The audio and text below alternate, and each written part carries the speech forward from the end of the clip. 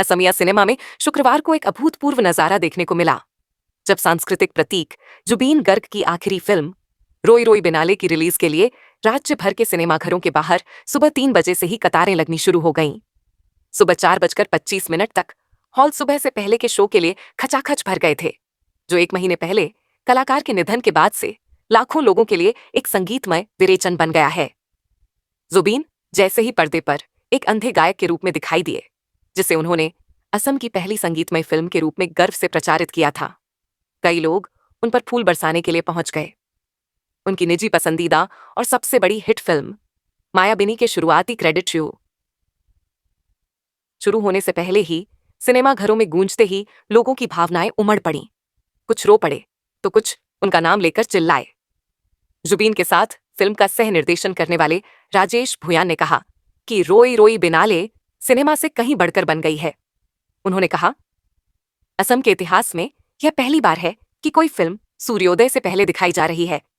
और क्यों न हो, जुबीन का अंतिम अभिनय सिर्फ मनोरंजन ही नहीं करता बल्कि घाव भी भर देता है। शीर्षक गीत, जो पहले ही चार्ट में शीर्ष पर है, जुबीन के 1998 के एल्बम सोबदो के गीत का एक नया संस्करण है। भुयान ने कहा, फिल्म और उसके संगीत के माध्यम से हम दर्द के बाद आशा जगाना चाहते थे। जुबीन की पत्नी गरिमा, बहन पालमे बोर ठाकुर और परिवार के अन्य सदस्यों ने शाम को गुवाहाटी के एक थिएटर में फिल्म देखी, जिससे गरिमा और पालमे के बीच प्रतीकात्मक रूप से एक सीट खाली रह गई। मुख्यमंत्री हिमंत बिस्वा शर्मा ने कहा कि सिनेमाघरों में भीड़भाड़ से बचने के लिए वह बाद में फिल्म देखेंगे। उन्होंने कहा, हम गुवाहाटी के जोनाकी हॉल से एक विशेष स्क्रीनिंग आयोजित करने का अनुरोध करेंगे।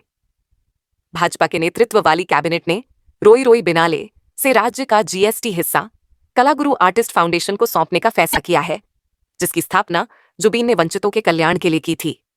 शर्मा ने आगे कहा, इसमें कर छूट का कोई प्रावधान नहीं है, इसलिए एकत्रित जीएसटी उनके फाउंडेशन को हस्तांतरित कर दिया जाएगा।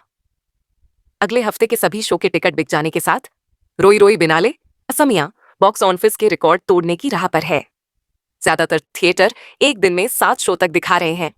असम के बाहर के प्रशंसक चुनिंदा शहरों में इसकी रिलीज का इंतजार कर रहे हैं।